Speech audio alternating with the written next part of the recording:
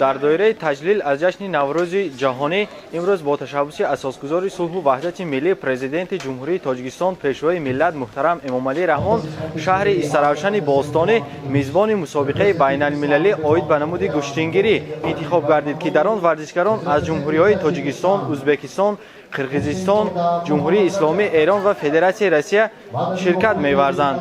باعث تاکید است که مسابقه بین المللی گشتینگیری در روزهای تجلیل می‌گردد که در سرتاسر کشور عزیز محبوبمان تاجیکستان صاحب استقلال و دولت‌های حوزه نوروزی جشن عمومی ملی نوروز جهانی را با تنتنه تجلیل می‌سازند. مراتبه اول در تاریخ شهر استراوشن باستانی در آستانه سفر پرزیدنت‌های جمهوری‌های ازبکستان و قرقیزستان به جمهوری تاجیکستان طبق نقشه‌چاره‌بینی‌های مشترک مقامات اجرایی حکومت دولتی شهر استراوشن، کمیته کار با جوانان و ورزش نزد حکومت جمهوری تاجیکستان و فدراسیون گشتینگیری جمهوری تاجیکستان در دایره تدبیرهای جشن نوروز بین‌المللی امروز در آمفی‌تئاتر مجمعی تاریخی قلعه مغ مسابقه بین‌المللی عاید به گشتین ملی با اشتراک 68 نفر مهمانان و ورزشکاران از جمهوری‌های تاجیکستان، ازبکستان، قرقیزستان، ایران و فدراسیون روسیه دایر گردید که از جمله 13 نفرشان را بانوان تشکیل می‌دادند. نخست چاره‌بینی سطح جهانی را مسئولین مقامات اجرایی حکومت دولتی شهر استراوشن کشوده قید نمودند که دوام سال‌های صاحب استقلالی مملکت تحت سیاست پیشگرفته رهبریت عالی مملکت نمودهای گوناگون ورزش از جمله گشتین ملی به طور بی‌سابقه رشد کرده تا سطح جهانی رسید. ورزشکاران تاجیک در محاربه‌های سطح منطقوی و بین المللی سربلندانه شرکت ورزیده صاحب جایهای نمایان گردیده شرف تاجیکستان را باز هم بالا برده ایستادند. ذکری به مورد است که تشکیل و برگزاری مسابقه مذکور که به واسطه با تشبث پیشوای ملت محترم امامعلی رحمان تشکیل گردید جهت رشد ورزش گشتینگیری اینچنین تقویت دوستی خلق و ملت‌ها خدمت می‌کند. باعث تذکر است که در مسابقه امروزه نوابسته از آب و هوای نامساعد ورزشکاران با روحیه شکست ناپذیر و فضای ایدانه نوروز عجم وارد میدان رقابت گردیده با حریفان خیش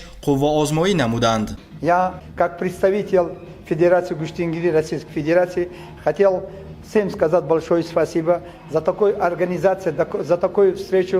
Вы знаете, что благодаря вот этому проведению таких мероприятий везде будут знать. Вот буквально недавно, года 2 или 3, вот создалась вот эта Гуштингири. Про Гуштингири знает не только в Таджикистане, за пределами Таджикистана, по всей территории, скажем так, и в России, и в других регионах всего мира.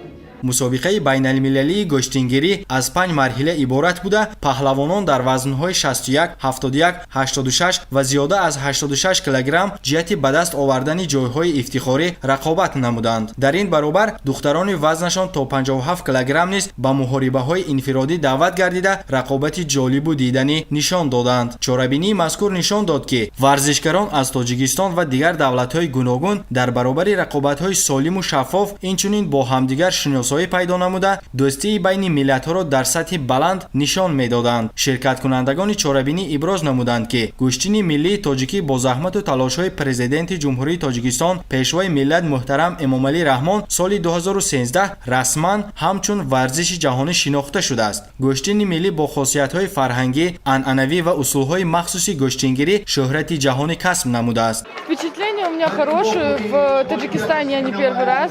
Я до этого в сентябре была на чемпионате мира. И, в принципе, мне очень нравится страна Таджикистан. И вот еще побывала в прекрасном старинном городе.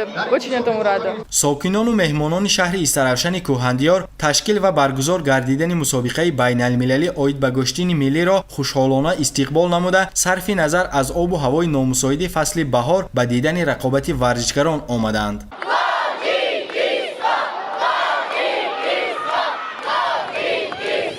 ما خرسندیم که به شهر باستانی استراوشن طرز ورزش ملی گشتین گذرانده ایستادند. از جمهوری ازبکستان، قرقیزستان و روسیه آمده ایستادند мана халқи Истарафшан ба боду ҳаво нигоҳ накарда имрӯз ҳама сарҷамона мактаб бачаҳо мухлисо омада ҳамин вайро тамошо карда истодаанд. Раҳмат ба ҷаноби олӣ ки ба ташаббуси он кас мана ҳамин вай мусобиқа ташкил шуда истодааст. боиси зикри хос аст ки ҷиҳати дар сатҳи баланди ташкили баргузор гардидани мусобиқаи байналмилалии гӯштингирӣ масъулини мақомоти иҷроия ҳокимияти давлатии шаҳри Истарафшан шароити муфид фароҳам оварда ҳифзи саломатӣ, амнияти паҳлавонон ва мухлисонро таъмин гардониданд. хурсандибахш аст ки мусобиқаи мазкур дар фазои идона ва фараҳбахш доир гардида варзишгарони ватанӣ ва давлатҳои хориҷа дар 5 марҳила ва вазнҳои гуногун рақобати одилона анҷом доданд. муҳорибаҳои варзишгарон дар марҳилаҳои ниманиҳои пуршиддат гардида шукӯҳи мусобиқаи гӯштини миллиро боз ҳам рангину гуворо гардониданд. дар ин мусобиқа зиёда аз чанд давлат иштирок карда истодаанд ки давлатҳои федератсияи Россия, Эрон, Қирғизистон, Ӯзбекистон ва Тоҷикистон дар ин мусобиқа иштирок карда истодаанд. ман ҳамчун варзишгар мехоҳам дар ин мусобиқа имрӯз ғолиб омада парчами азизамонро баланд бардорам.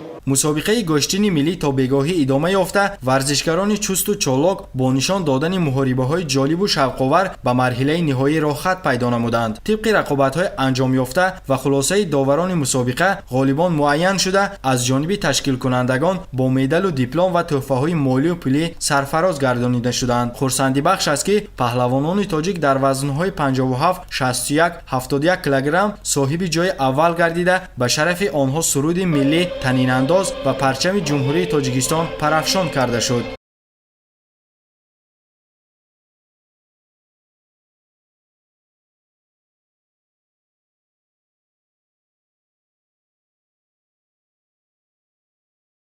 гуфта намояд ки имрӯз аз ҷониби асосгузори сулҳу ваҳдати миллӣ пешвои миллат президенти ҷумҳурии Тоҷикистон Эмомалӣ Раҳмон ҷоизаи қиматбаҳо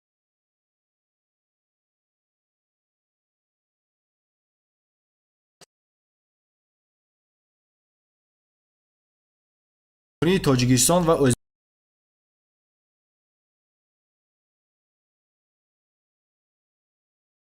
электромобил гардид.